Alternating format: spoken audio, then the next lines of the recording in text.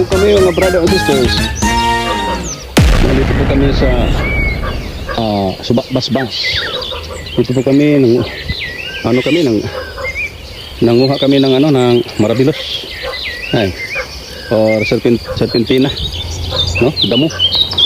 Isang mapapait na herbs, no? Kaya no? Ang dami dito, no? Maaga pa sa umaga. Dito kami, no? Dito sa gubat, no? Sa gubatan ng Subak-Basbas sa province of Cebu. Dito yung misis ko, no? Sinablot niya itong mga serpentina. Ito yung sinabi ko sa inyo, yung mga brother and sisters, na serpentina. Yan, dami dito, oh. So marami na ako nakukuha. Itong dahon na to mga brother and sisters, mga kabradsis, gawin itong kumbaga parang cha or tea. Ito po yung mapapait talaga na herbs, no? Ito po ang kailangan ng mga, kung mayroon kang diabetic, no? Kung mayroon kang kahit anong sakit, no? Yung mga high blood, yung matataas ang sugar, tapos yung mga may bukol, no? Yung mga cancer, saka maganda po itong inumin para din sa kidney problems. Maganda po itong inumin para sa mga yung kidney na may bato.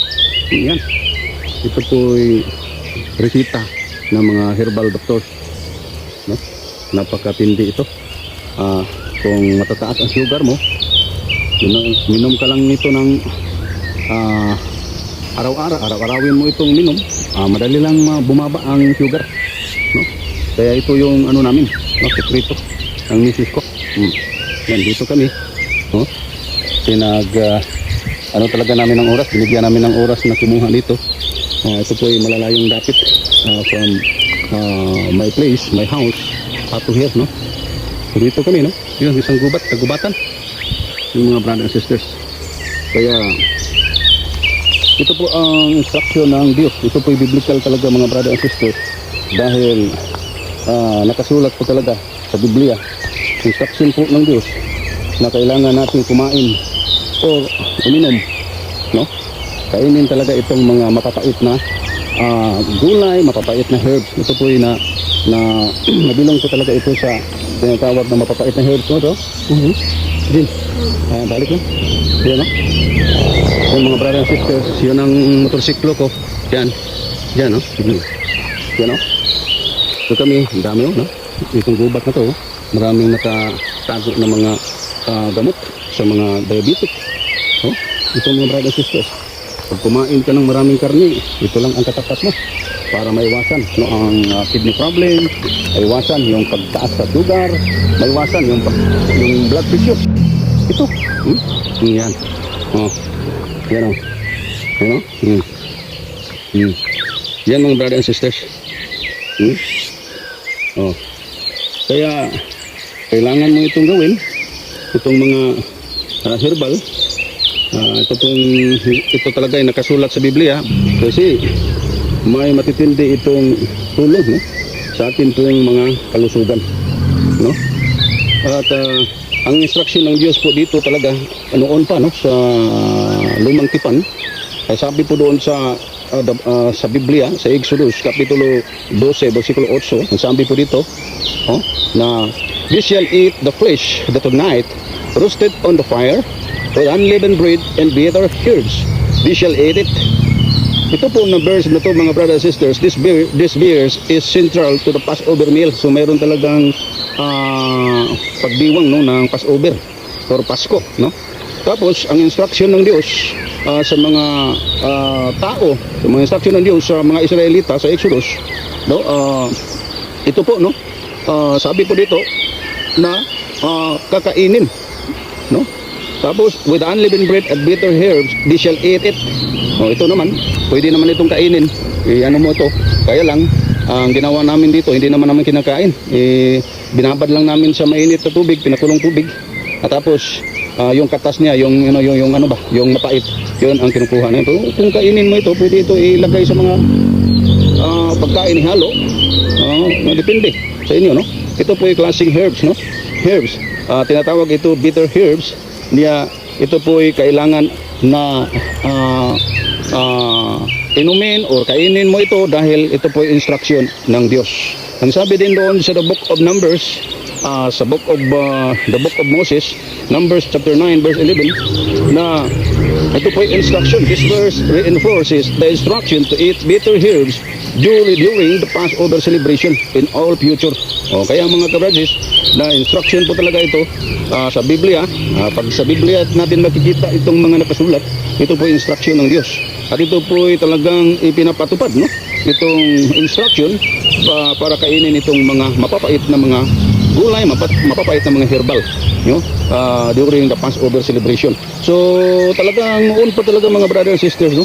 Ito po ay ginagawa ng mga Israelita sa Israel. At instruction po ito ng Diyos. Bakit ina-instruct ng Diyos po ito mga brothers and sisters? Dahil malaki pong tulong ito sa kalusugan.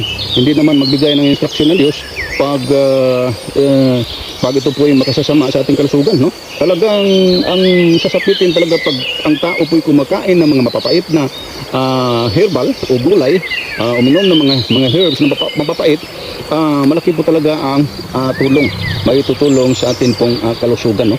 Kaya mga brothers and sisters, maghanap kayo ng mga mapapait na kainin, yung mga gulay, no? Kasama na diyan ang mga yung ampalaya, no? Yung anong mapapait. At ito talagang serpentina, marabilos. Ito po talaga ang napaka hindi naman, no, hindi tayo mahirapang maghanap dahil nasa kagubatan lang po ito. At tapos para sa amin hindi mahirap kami hanapin. Pero sa inyo nasa siyudad, mahirapan kayo talaga. Kaya bumili na lang kayo ng mga capsule, tablets, no, diyan sa mga herbal clinic, no? Yun mga brothers and sisters. Tapos mga brothers and sisters, ang sabi po sa Biblia, kasi ito pong herbal na kailangan po talaga ng tao. Ang mga ibang mga tao talaga ay maghahanap ng mga synthetic, no? From any kinds of doctors, mga hospital. Hindi naman yun masama. Hindi naman natin sinasabi na masama yung pagpunta natin sa mga synthetic drugs. Kung bumili tayo ng mga synthetic mga tablets o ito talaga ang resita ng mga doctors, hindi naman natin sabihin na masama yun. Kaya lang napakatindi. Ang malupit na dapat nating sundin na instruksyon ay ang instruksyon sa Biblia. Dahil ang instruction sa Biblia, ito po'y kalooban ng Diyos, instruksyon ng Diyos na para po sa kalusugan, no? Hindi ko sinasabi na masama itong pagpunta natin sa mga doktor, sa mga synthetic drugs, no? Wala akong sinasabi diyan, no? Kaya lang, parang sa Biblia, walang instruksyon ng ganyan, no? Na magano kayo sa mga medisina o drugs, no? Ito pong herbs talaga ang napakalaki at ito po'y parang ang Biblia talaga nagpapatunay na ito po'y malaking bisa o tinatawag na napaka-epektibo pagdating sa tulong ng kalusugan, no, paggamot ng kalusugan, no. Kaya mga brothers and sisters, no, makapakinggan ninyo itong salita ng Diyos. Sabi po dito sa Ezekiel 47 versikulo 12, ito po describes as a vision of a river flowing from a sanctuary with abundant fruit trees growing on both sides on the river bank. So, doon po nakasulat sa Ezekiel 47 versikulo 12 verse 12 na makikita mo talaga doon na dyan po sa gilid sa mga tinatawag na river, ilog, tinatawag na ilog, dyan maraming yung mga malalaking mga kahoy, lahat ng ang daming abundant fruit trees growing on both sides sa tinatawag na river bank or tinatawag na ilog. So ito po nag-picture out po dito na mayroong river doon po sa nakasulat sa Biblia na marami doong nakaturok ng mga maraming mga kahoy, punong kahoy, may mga bunga. Tapos ang Biblia nagbigay ng description na maraming prutas. Ang bunga nito ay kakainin. Tapos ang kahoy na ito, sabi ng ating Panginoon sa kaniyang salita, these trees bear fruit and leaves every month, with the fruit being used for food and the leaves for healing. So ang mga kahoy pong sinasabi sa Biblia, mga dahon ng kahoy, mga punong kahoy, mga bungang kahoy ay kinakain ang mga bunga, tapos ang mga dahon nito ay makakatulong para sa ating kalusugan, no? Leaves for healing, no? para sa ating magandang kalusugan. Pagagalingin po tayo nito sa pamamagitan ng mga dahon sa punong kahoy, no? Hindi naman ini-identified, hindi naman identified kung anong tawag ng mga kahoy, dahil alam naman natin nung unang panahon, lalo na sa lumang tipan, na ang kahoy noon ay hindi pinapangalanan, at ngayon ay nagbigay na ng mga tinatawag scientific name ang mga yung mga tao. Ang tao na yung nagbigay ng mga pangalan, no? Ngayon, no, binigyan na lang ng pangalan. Ngunit noong unang panahon, kahit binabanggit sa Biblia na maraming kahoy, bungang kahoy, kainin ng mga prutas, tapos sa mga dahon nito ay gagamitin natin para pagagalingin ang mga may sakit, at gumaling talaga. Ito po nakasulat sa Biblia. Ito po biblical, at ito po instruction ng Diyos dito po sa banal na dyan po sa banal na kasulatan. Kaya mga kabransis, napaka-importante talaga itong herbal. Hindi lang na tayo pumunta sa mga synthetic drugs. Alam naman natin, no, na maraming mga testimonies sa mga taong na pumanaw na, nawala na ng buhay dahil sila po'y nagpagamot sa mga hospitals, no? Hindi naman ito paninira. Ito po'y fact, no? Ito po'y totoong nangyari, no?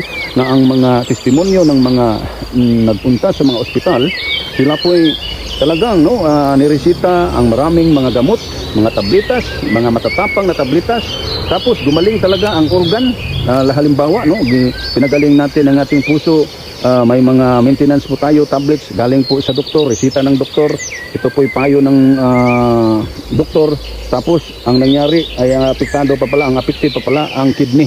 So, nang nasira na ang kidney, nagdialysis, tapos namamatay. Ano bang ibig sabihin nito? Ibig sabihin na ang mayroon talagang mga resita galing po sa ospital na iinumin natin, pagagalingin natin ang isang organ na failure or problematic, tapos may side effect. Ang epekto, nasisira ang ibang organ tulad ng kidney. Mahirap naman pag ang dalawang kidney natin ay magka-damage, no? Malaking epekto po ito sa kalusugan, at hindi magtagal mamamatay talaga ang tao. Kaya mga brothers and sisters, ang payo ko sa inyo, no, dito po sa herbal, no, wala pong masisirang organ. At sa herbal po tayo dahil epektibo po talaga ito, dahil Diyos na mismo ang nagbigay ng instruction. Diyos na mismo ang nag-instruct para ating iinumin, kakainin ang mga mapapait na gulay. Ito yun, napakaitindi.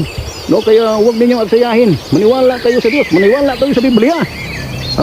Kahit ako po yung ordinaryong tao, hindi naman ako doktor, hindi naman ako herbal doktor, ngunit sa Biblia lang ako umaasa. Sa Biblia ako naniniwala dahil ito po salita ng Diyos. Kung sinabi dito na ini-instruct ng Diyos na tayo po uminom, kakainin po natin ng mapapait na gulay, mapapait na herbs, then gawin natin para ito sa ating magandang kalusugan. Yan mga brothers and sisters, huwag ninyong kalimutan. Ito po'y araw na pagbubunyag kung ano talaga itong mga mapapait na herbs, tulad ng tinatawag serpentina, maribilos, na kung saan ang ating pong asawa po'y inaayos na itong mga dahon, kasi dahon lang naman ang sadya namin dito, ay tinapon namin ang mga puno, mga sanga, no? Ngayon mga brothers and sisters, magpatuloy muna akong manguha, no, tablot ng serpentina doon, no? Doon. Magbalik ako doon, balikan ko ang lugar na yan dahil so God bless sa inyo mga friends. Huwag niyo kalimutan mag-subscribe, no, sa atin pong channel, Itanabas channel, dahil ang Itanabas channel full of information, biblical information, kaya marami kayong matutunan at masisigurado ang spiritual life at masisigurado ang inyong physical life din, dahil nag-share po tayo sa mga physical din na mga pangangailangan sa buhay ng tao, but mostly ang dinidiscuss natin ang kalooban talaga ng Diyos, salita ng Diyos. God bless sa inyo lahat. Huwag kalimutan mag-subscribe, mag-like, mag-share sa atin pong mga video. Kung maaari, pindutin ninyo ang notification bell para updated kayo sa atin pong next na vlog. At to God all be the glory. God bless you all!